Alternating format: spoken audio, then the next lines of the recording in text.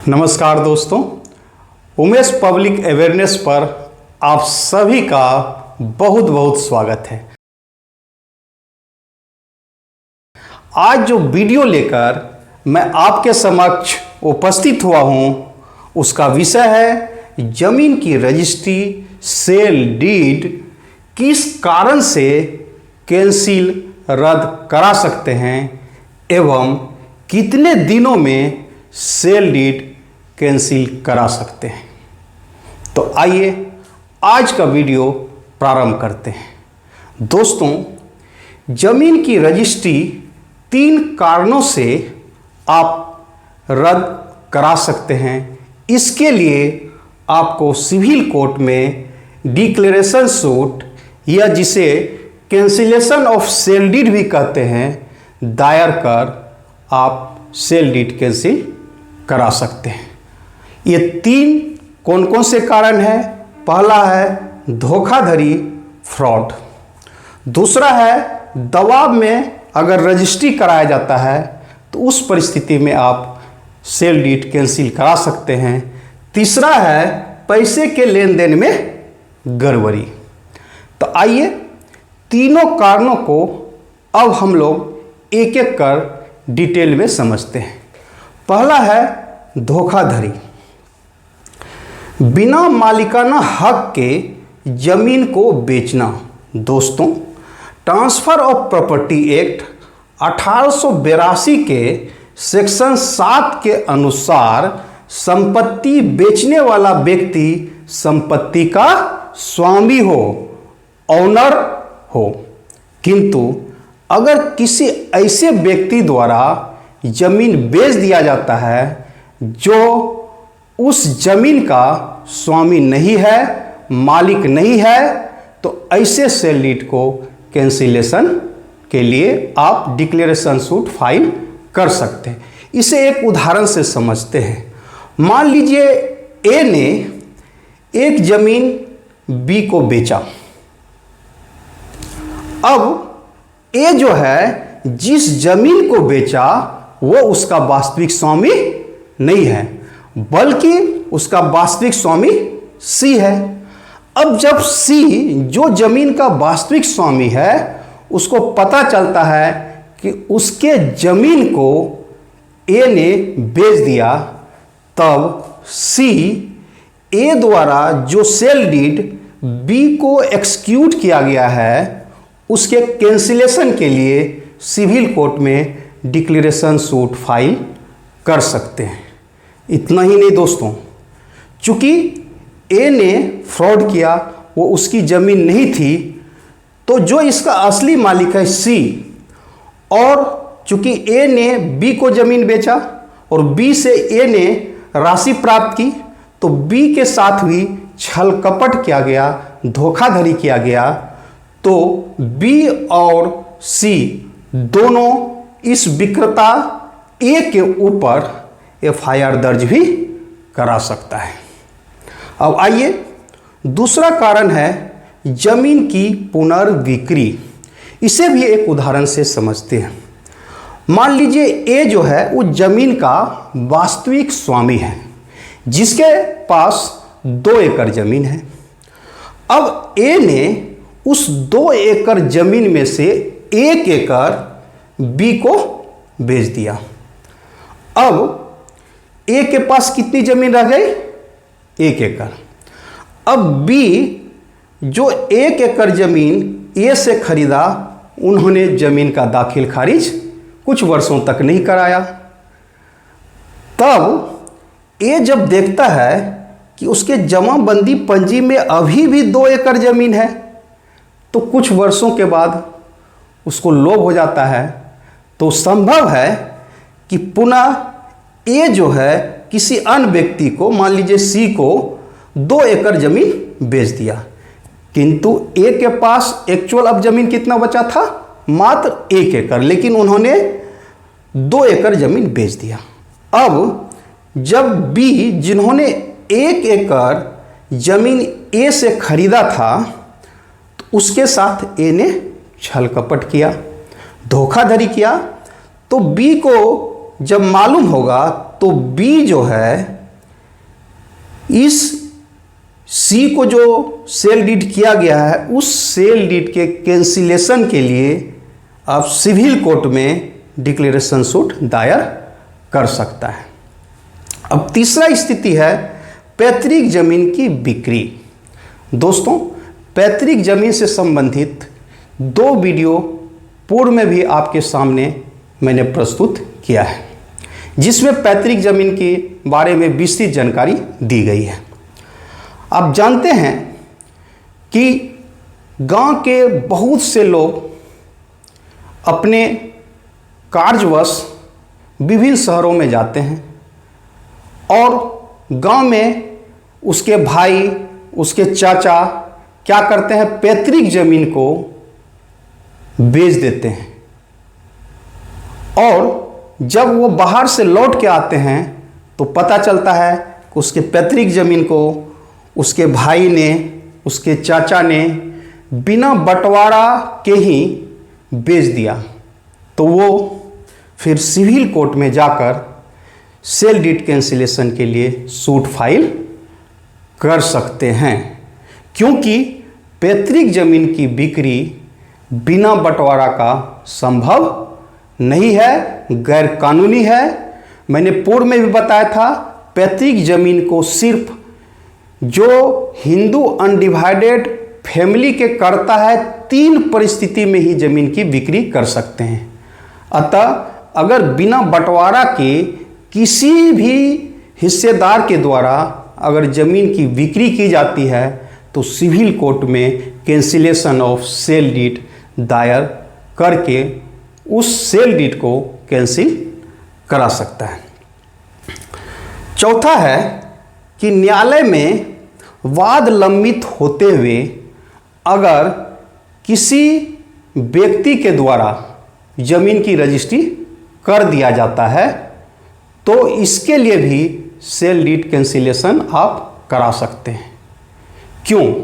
क्योंकि transfer of property act section 52 में उल्लेख किया गया है कि न्यायालय में वाद लंबित रहते हुए ट्रांसफर नहीं किया जा सकता है। अतः जब ट्रांसफर ऑफ प्रॉपर्टी एक्ट में ही उल्लेखित है कि अगर किसी जमीन का, किसी संपत्ति का अगर वाद न्यायालय में चल रहा है तो आप उसका ट्रांसफर नहीं कर सकते हैं, और उस अवधि में अगर आप ट्रांसफर किए हैं तो ये गैर कानूनी होगा। इस परिस्थिति में सेल डीड कैंसिल कराने के लिए आप सिविल कोर्ट में cancellation of sale deed file कर सकते हैं। दूसरा है दबाव में रजिस्ट्री। दोस्तों, अगर किसी व्यक्ति से कोई व्यक्ति डरा धमका के या परिवार के किसी सदस्य को किडनैप करके गन पॉइंट पर किसी से रजिस्ट्री कराता है तो इस परिस्थिति में भी आप कैंसिलेशन ऑफ सेल डीड के लिए सिविल कोर्ट में वाद दायर कर सकते हैं। किंतु यहाँ एक स्पष्टीकरण है कि जब आप रजिस्ट्री कराने जाते हैं तो रजिस्ट्रार आपसे पूछते हैं कि आप क्या किसी दवा में तो रजिस्ट्री नहीं कर रहे हैं, तो आप वहाँ बोलते हैं नहीं। इतना ही नहीं, सेल डीड में भी इस बात का उल्लेख किया जाता है कि बिना किसी दबाव में वे रजिस्ट्री एक्सिक्यूट कर रहे हैं। तो इस परिस्थिति में अगर आप सेल डीड कैंसिलेशन के लिए सिविल कोर्ट में वाद दायर करते हैं तो इसके लिए आपको ठोस सबूत की ज़रूरत होगी, तभी आपका सेल डीड कैंसिलेशन का सूट एक्सेप्ट होगा, अन्यथा आपका कैंसिलेशन ऑफ सेल डीड के बाद को रिजेक्ट भी किया जा सकता है। तीसरा कारण है पैसे के लेन देन में गड़बड़ी। दोस्तों, ट्रांसफर ऑफ प्रॉपर्टी एक्ट के सेक्शन 54 के तहत जब आप किसी को रजिस्ट्री करते हैं अर्थात ज़मीन की बिक्री करते हैं तो इस बिक्री के एवज में आप क्रेता से राशि प्राप्त करते हैं। यहाँ 3 सिचुएशन हो सकता है। पहला कि आप रजिस्ट्री के पहले ही पूरा का पूरा राशि आपने प्राप्त कर लिया, या रजिस्ट्री के समय आपने कोई राशि प्राप्त नहीं किया और आपको क्रेता द्वारा ये वचन दिया गया कि रजिस्ट्री के बाद हम इतने महीनों में पैसा पेमेंट कर देंगे।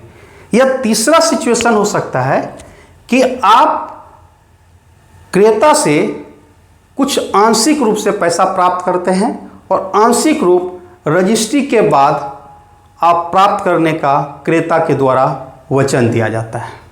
अब रजिस्ट्री हो गया, उसके बाद क्रेता जो है वो पैसा देने से मुकर गया। तब अगर seller declaration suit civil court में फाइल करता है तो क्या सेल डीड कैंसिल होगा या नहीं होगा, इसी संदर्भ में हम चर्चा कर रहे हैं।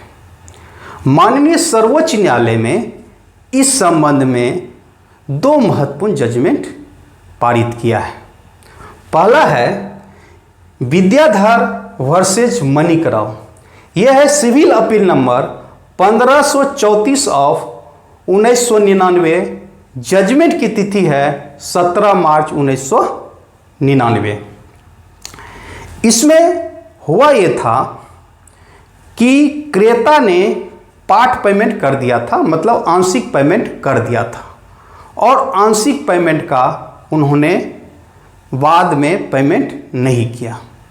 तो सुप्रीम कोर्ट ने इसमें जजमेंट दिया कि अगर बैलेंस अमाउंट पे नहीं किया गया है तो भी सेल डीड कैंसिल नहीं होगा। तब क्या होगा, सेलर इसके लिए recovery of money suit civil court में दायर करके बैलेंस अमाउंट प्राप्त कर सकते हैं। दूसरा केस है दहीवेन versus Arvind Bhai, civil appeal number 519 of 2019। Judgement तिथि है 9 जुलाई 2020। इसमें क्या था कि क्रेता के द्वारा पोस्ट डेटेड चेक दिया गया और यह पोस्ट डेटेड चेक डिसऑनर हो गया, बाउंस हो गया। तब माननीय सर्वोच्च न्यायालय में ने जजमेंट दिया कि चेक के डिसऑनर होने की स्थिति में, बाउंस होने की स्थिति में सेल डीड कैंसिल नहीं किया जा सकता है। आपको इसके लिए NI Act, negotiable instrument act के तहत आपको रिकवरी ऑफ मनी सूट दायर करना होगा। अगर सेल डीड में पहले से अगर ये मेंशन है, शर्त दर्ज कर दिया गया है कि चेक डिसऑनर होने के बाद सेल डीड कैंसिल माना जाएगा, तभी सेल डीड कैंसिल का आधार बनता है। तो दोस्तों, आपको यहाँ ध्यान रखना है कि अगर पूरा राशि नहीं प्राप्त करते हैं तो इस चीज़ को सेल डीड में निश्चित रूप से उल्लेख आप कर दें। अब आइए जानते हैं कि सेल डीड कैंसिलेशन के लिए कितने समय के अंदर आपको सिविल कोर्ट में डिक्लेरेशन सूट फाइल करना होगा। लिमिटेशन एक्ट 1963 के अनुसार 3 साल के अंदर आपको डिक्लेरेशन सूट सिविल कोर्ट में फाइल करना जरूरी है। अगर इसके बाद आप करते हैं तो आपको कारण स्पष्ट करना होगा, किस कारण से सूट दायर करने में विलंब होगा। जो भी कारण आप कह सकते हैं कि मैं दूसरे जगह रहता था, मेरी मानसिक स्थिति ठीक नहीं थी, मुझे बहुत बाद में पता चला, किंतु इन कारणों को आपको साबित करना पड़ेगा, तभी आपका declaration suit cancellation of sale deed admit होगा। डेट ऑफ नॉलेज, इसका मतलब है कि अगर धोखाधड़ी के मामले में अगर cancellation of sale deed file करना है तो समय अवधि की गणना जो होगा वो डेट ऑफ नॉलेज से होगा, न कि डेट ऑफ रजिस्ट्री से होगा। कहने का मतलब हुआ कि जिस तिथि को आपको मालूम हुआ कि धोखाधड़ी किया गया है और सेल डीड एक्सक्यूट किया गया धोखाधड़ी करके, तो फिर डेट ऑफ नॉलेज की तिथि से 3 साल की गणना की जाएगी। आज का वीडियो यहीं समाप्त होता है। पुनः किसी नए वीडियो के साथ आपसे मुलाकात होगी। जय हिंद दोस्तों।